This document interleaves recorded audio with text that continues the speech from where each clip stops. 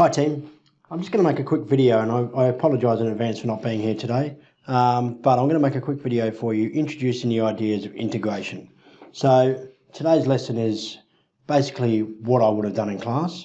It's a fairly simple concept, but it is quite abstract, so you'll have to listen carefully, do some extra reading, make sure you understand the ideas behind it, but the procedures involved are fairly simple, so just keep that in mind as we go. So here is some information on what is called integration. So let's start by talking about antidifferentiation. So when I say antidifferentiation, well, it means we're asking a question like this. If we know dy dx is equal to, let's say, 6x squared, well, what does y equal? Now this can take a bit of thought. It's not a hard question, and if we think about it, we'll get the answer. But we're going to set up a procedure for this type of question. And this is called integration or antidifferentiation, but we'll head towards the idea of integration.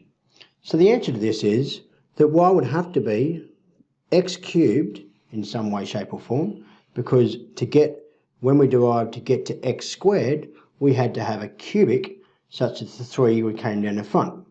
And of course the number outside the front is 2, 2x cubed.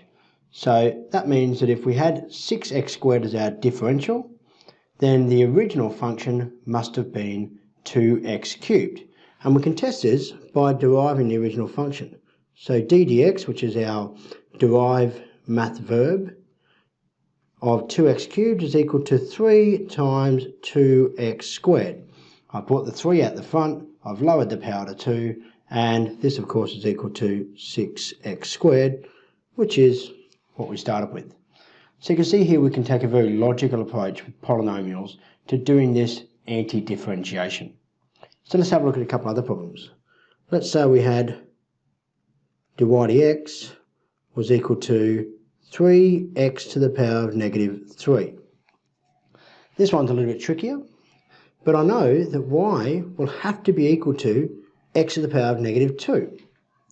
Because to get to x to the power of negative 3 on the differentiation side, so going this way, the negative 2 becomes a negative 3. I subtract 1 from the power. Now the problem I have here is this 3. So I've got this 3. What actually happens is I divide by the new power, which is negative 2. Because when I derive my function, so I do my d dx again, of 3x to the negative 2 over negative 2, you'll see that this is equal to 3x over negative 2 to the negative 3. I've lowered the power by 1, and I multiply this by the old power, the one I bring out the front, which is the same thing that we did here with that 3. And those negative 2's cancel out, and I'm left with a really nice 3x to the negative 3, which is what I started with. So of course my answer here, finding my y value, is negative 3 over 2 x to the power of negative 2. And I do what I want to do now with my fractions, etc. These rules also hold for fractional indices, but I might go back and do part B and C, do them quite quickly, but do them for whole number questions so that we can see the pattern that's happening here. Then I'll do a fractional indice. So B, what if we knew that dy dx was equal to 5x squared plus 2x? And I want to find y. Well, in this case, I know that my x squared had to start as an x cubed, and my x had to start as an x squared. And I still have a plus here. And I still have this 5, but I had to divide by that 3, so that when I derive it to get to the dy dx, the 3 and the power 3 that comes out the front is cancelled out. And I've still got 2x squared, but I had to divide by 2. So I get the same thing. So now you can see that this is a nice little procedure we've got going here. We increase the power by 1 and divide by the new power. And this becomes 5/3 x cubed plus x squared. You'll also start to see some nice patterns. 2x, for example, always goes to an x squared. And C, let's go for a big one. Let's say that dy dx was equal to x to the power of 100.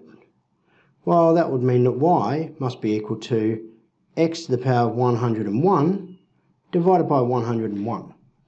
And if I derive this function to get back to dy dx, Well, obviously I'd get the 101 would drop to 100, but I would also multiply at the front by 101, cancelling with the denominator of that fraction and leaving me with just x to the power of 100. So you can see it works. Now let's do something a little bit more complex. D. Let's say that our dy dx was actually equal to negative 7/3 x to the power of a half. So this is a fractional index, and we need to be able to work with any rational indice. So I've got x to the power of a half, I've got a negative 7/3. Remember that negative 7/3 is just a number. So you don't have to be afraid that the fact is negative or it's a fraction, it's just a number. So to deal with this, y is equal to negative 7/3 x to the power of 3/2. Remember we raise that power by 1, because when we differentiate we drop it by 1. But now we have to divide the whole thing by the new power, because when we derive, that new power will be a multiplier at the front. And this is a little bit more complex now, but only numerically. The actual question is not too bad. So I get negative 7/3 divided by 3/2, x to the power of 3/2, and I just have to deal with the numbers. So I can tell you that this is equal to negative 7/3 times 2/3, x, oh that's an e, sorry, x to the power of 3/2, and of course that gives me negative 14/9 x to the power of 3/2. And we can always verify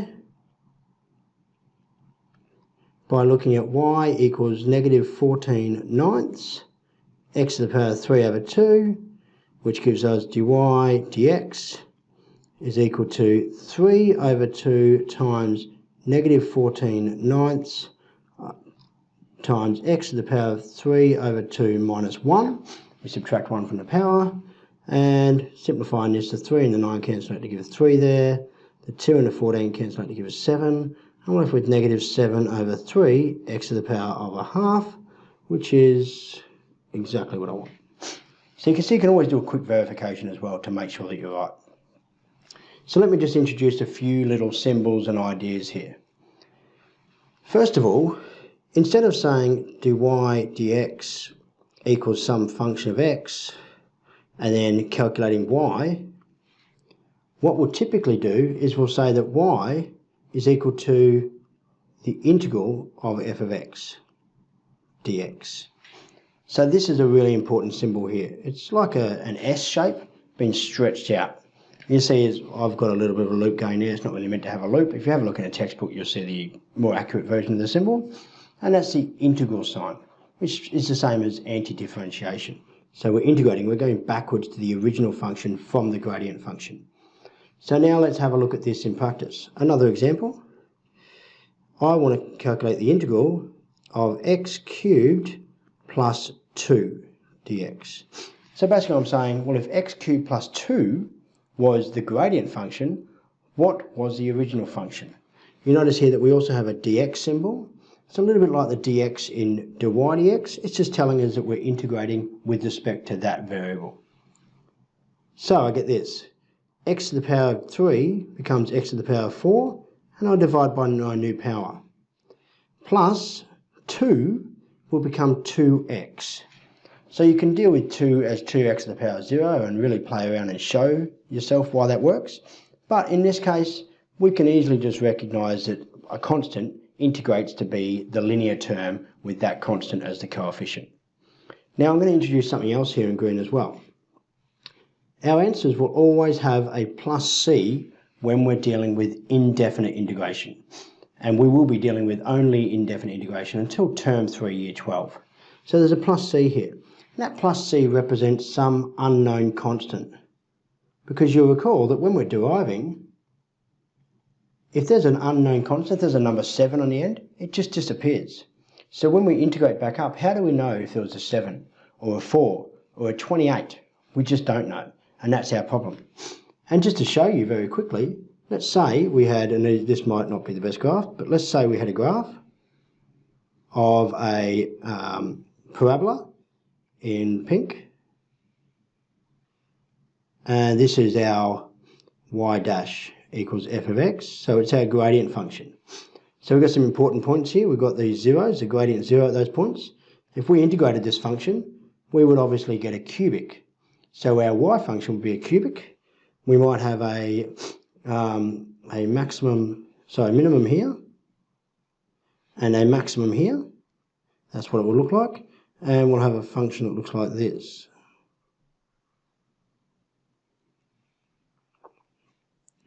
And that's all good and well.